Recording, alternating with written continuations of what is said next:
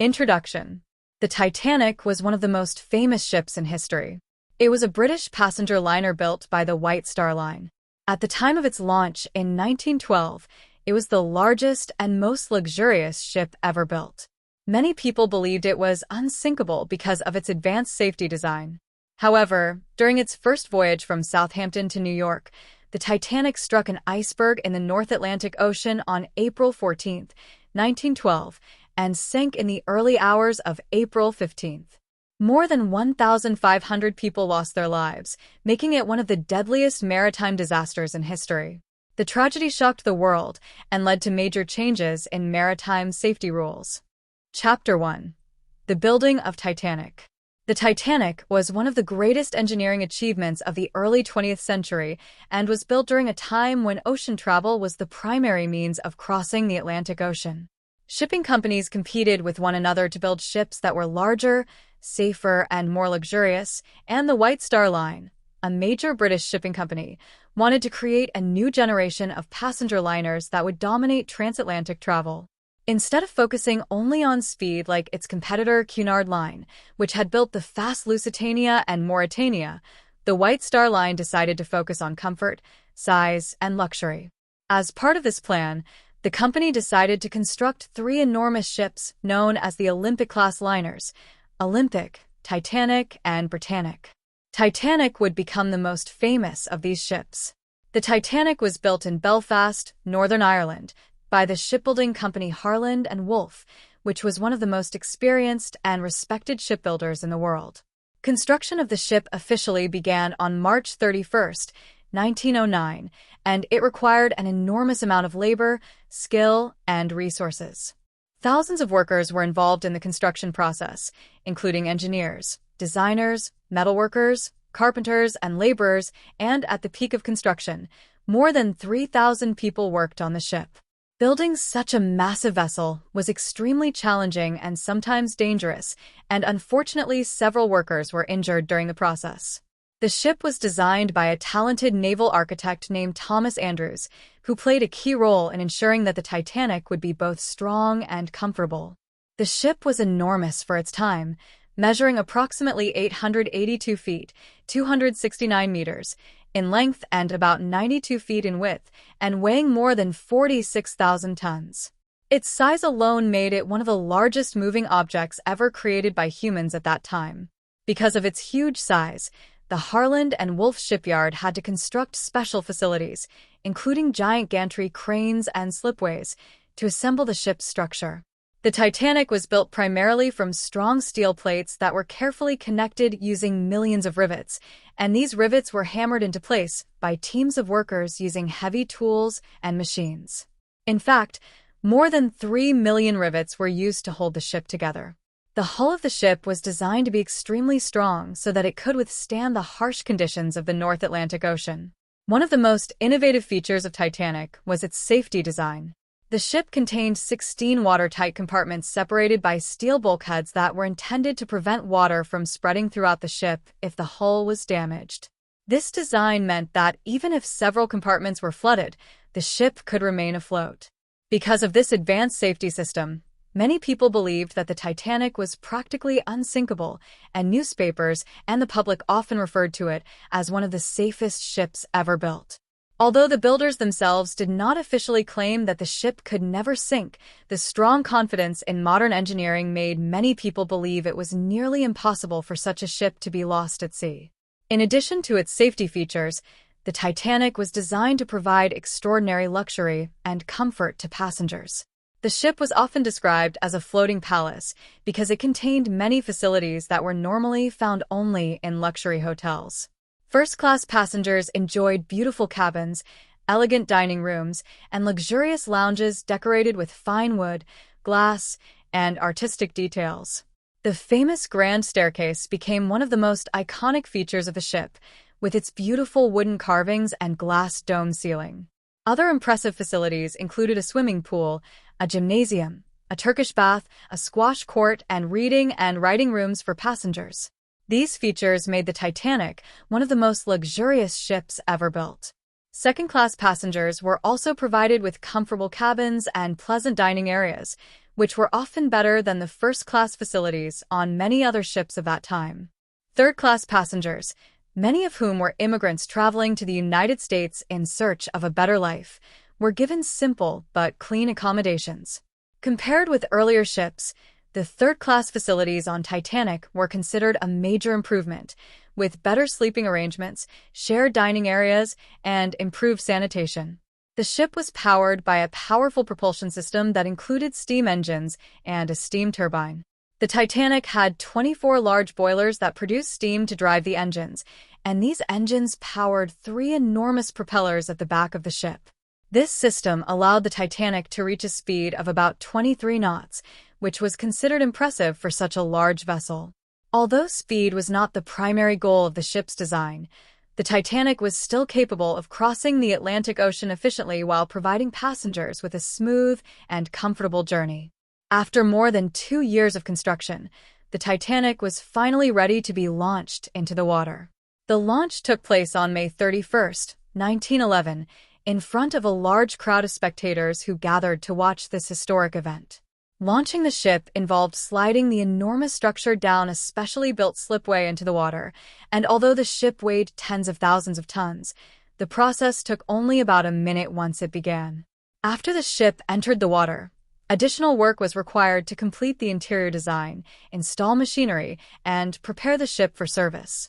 This final stage of construction took almost another year. In early April 1912, the Titanic underwent sea trials, which were tests designed to evaluate the ship's performance, speed, steering ability, and safety systems. These tests were successful, and the ship was officially approved for passenger service. Shortly afterward, the Titanic was delivered to the White Star Line and prepared for its first journey across the Atlantic Ocean. At the time of its completion, the Titanic was widely praised as a masterpiece of engineering, design, and luxury. Newspapers around the world celebrated the ship as a symbol of modern progress and human achievement, and many people believed that such advanced technology represented the future of ocean travel. The Titanic stood as a powerful example of the confidence people had in science and engineering during the early 20th century. However, although the ship was built with the best technology and materials available at the time, no one could have imagined that this magnificent vessel would soon become part of one of the most tragic maritime disasters in history. The construction of the Titanic remains an important chapter in maritime history because it demonstrates both the incredible achievements of human engineering and the lessons learned about the limits of technology and the importance of safety. Chapter 2: The Passengers and Crew. The Titanic carried a large and diverse group of people, including passengers from different social classes and nationalities, as well as a hardworking crew responsible for operating the ship. In total, there were about 2,200 people on board during its maiden voyage in April 1912. The passengers were divided into 3 main classes: first class, second class, and third class, reflecting the social structure of the time. First-class passengers were mostly wealthy businessmen, industrialists, celebrities, and members of high society who could afford the expensive tickets. These passengers enjoyed luxurious accommodations that resembled a grand hotel, with spacious cabins, elegant dining halls, luxurious lounges, and many other comforts. Among the famous first-class passengers were people like John Jacob Astor IV, one of the richest men in the world at that time, and Benjamin Guggenheim, a well-known businessman. The first-class passengers were treated with the highest level of service and enjoyed facilities such as fine dining restaurants, a gymnasium, a swimming pool, and beautifully decorated public rooms. Second-class passengers included professionals, teachers, businessmen, and tourists who were traveling for work or leisure. Their accommodations were comfortable and well-organized, often better than first-class facilities on many other ships during that period. They had access to pleasant dining areas, libraries, and outdoor spaces where they could relax and socialize during the journey. Third-class passengers, also known as steerage passengers, were mostly immigrants traveling to the United States in search of better economic opportunities and a new life. Many of them came from countries such as Ireland, Sweden, Norway, and other parts of Europe. Although their accommodations were more basic compared to first and second class, the facilities on Titanic were still considered an improvement over older ships. Third-class passengers were provided with shared cabins, dining spaces, and common areas, which allowed families and groups to stay together during the voyage. In addition to the passengers, the Titanic had a large crew of around 900 members who were responsible for running the ship and taking care of the passengers. The crew included officers, engineers, sailors, stewards, cooks, musicians, and many other workers who ensured that everything operated smoothly.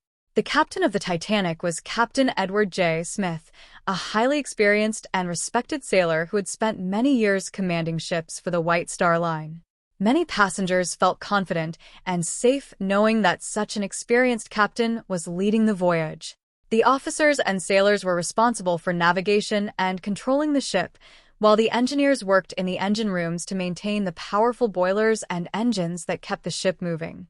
Stewards and stewardesses were responsible for assisting passengers, providing services in cabins, and ensuring comfort throughout the journey. The kitchen staff prepared meals for hundreds of passengers every day, while the musicians on board provided entertainment by playing music in the ship's lounges and dining areas. The crew worked long hours to keep the ship operating smoothly and to ensure that passengers had a pleasant and comfortable experience during the journey. Together, the passengers and crew created a vibrant and diverse community on board the Titanic, representing different cultures, social backgrounds, and life stories. Unfortunately, when the ship later struck an iceberg, the lives of both passengers and crew were deeply affected, and many of them would become part of one of the most tragic events in maritime history. Chapter 3: The Maiden Voyage. The maiden voyage of the Titanic was one of the most highly anticipated events of the early 20th century, as people around the world were eager to see the largest and most luxurious ship ever built begin its first journey across the Atlantic Ocean. The Titanic officially started its voyage on April 10, 1912, departing from the port of Southampton in England. Crowds of people gathered at the harbor to watch the enormous ship leave the dock, while passengers excitedly prepared for their journey to the United States. The ship was commanded by Captain Edward J. Smith, a highly experienced and respected captain of the White Star Line, and many passengers felt safe knowing that such an experienced leader was guiding the voyage. The Titanic's destination was New York City, but before crossing the Atlantic Ocean, it made 2 scheduled stops to pick up additional passengers and mail. The first stop was in Cherbourg, France, where small boats transported passengers to the Titanic because the port was not large enough for the massive ship to dock directly. After leaving Cherbourg, the Titanic continued its journey to Queenstown, Ireland, now known as Cove, which was the last European stop before the ship headed across the Atlantic Ocean. At Queenstown, more passengers boarded the ship, many of them immigrants who were traveling to America in search of better opportunities and a new life. After leaving Ireland on April 11th, the Titanic began its long journey across the North Atlantic Ocean toward New York. Life on board the Titanic during the voyage was comfortable and enjoyable for most passengers. First-class passengers enjoyed luxurious facilities such as elegant dining rooms, lounges, a gymnasium, and the famous Grand Staircase. They spent their time socializing, reading, playing games, and enjoying fine meals prepared by professional chefs. Second-class passengers also had comfortable accommodation and spent their time relaxing, walking on the decks, and meeting other travelers. Third-class passengers, many of whom were families and immigrants, enjoyed music, conversation, and community gatherings in their common areas, creating a lively atmosphere despite their more modest accommodations.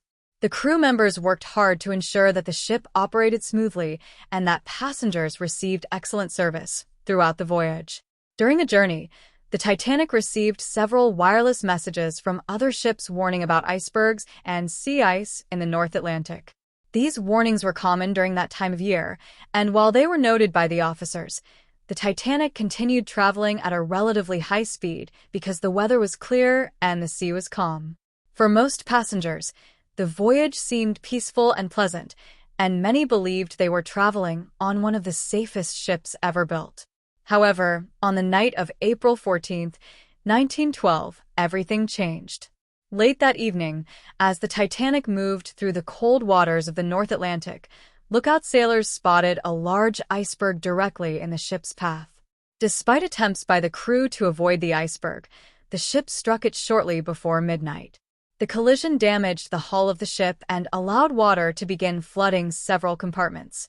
At first, many passengers did not realize the seriousness of the situation, but soon it became clear that the Titanic had been fatally damaged. The maiden voyage that had begun with excitement and confidence was suddenly turning into one of the most tragic events in maritime history. Chapter 4: The Iceberg Collision. On the night of April 14, 1912, during its maiden voyage across the North Atlantic Ocean, the Titanic encountered the event that would lead to one of the most tragic disasters in maritime history: its collision with a massive iceberg. The night was extremely cold, and the sea was unusually calm, which made it more difficult to spot icebergs because waves were not breaking against them to create visible foam. Earlier in the day, several nearby ships had sent wireless messages warning the Titanic about large amounts of floating ice in the region. These warnings were received by the ship's wireless operators, and some were passed on to the officers on the bridge. However, the Titanic continued traveling at a relatively high speed of about 22 knots because the weather conditions appeared clear, and the crew believed they would be able to spot any dangers in time. Late that evening, two lookout sailors, Frederick Fleet and Reginald Lee, were stationed in the crow's nest high above the deck to watch for obstacles in the ship's path. At around 11:40 p.m., Fleet suddenly noticed a large dark shape directly ahead of the ship. Realizing it was an iceberg, he immediately rang the warning bell 3 times and contacted the bridge, using a telephone to report the danger.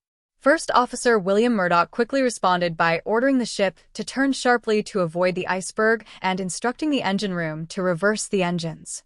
Although the crew reacted quickly, the Titanic was too large and moving too fast to completely avoid the obstacle. Within seconds, the starboard side of the ship scraped along the iceberg, causing a series of openings in the hull below the waterline. The damage was not a large visible hole, but rather a series of narrow openings that allowed water to begin flooding into the ship's watertight compartments. At first, many passengers did not even realize that a collision had occurred because the impact felt relatively mild, like a slight vibration or shaking. Some passengers even continued their conversations or went back to sleep, unaware of the danger that was slowly developing below the deck. However, the ship's engineers and officers soon realized the seriousness of the situation. When Thomas Andrews, the ship designer, inspected the damage, he discovered that water had already begun filling several compartments at the front of the ship. Titanic had been designed with 16 watertight compartments that could keep the ship afloat if up to 4 of them were flooded, but the iceberg had damaged at least 5 compartments. This meant that the ship would gradually fill with water and eventually sink. The realization that the Titanic could not survive the damage shocked the officers and crew, who had believed the ship was extremely safe due to its advanced design.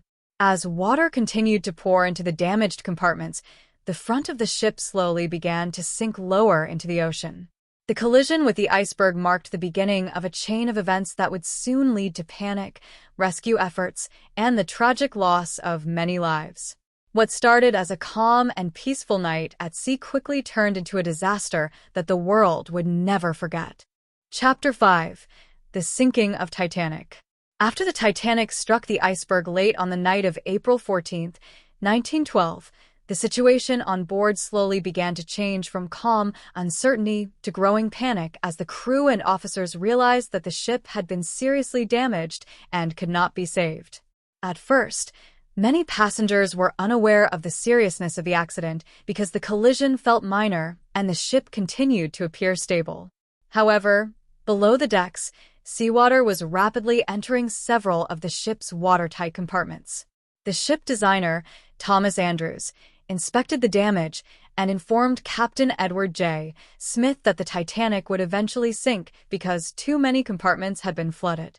Realizing the danger, the captain ordered the crew to begin preparing the lifeboats and instructed the wireless operators to send distress signals requesting help from nearby ships. The Titanic had a total of 20 lifeboats, but unfortunately, they were not enough to carry everyone on board, as they could hold only about half of the passengers and crew. As the situation became more serious, Crew members began waking passengers and instructing them to put on life jackets and move toward the lifeboat decks.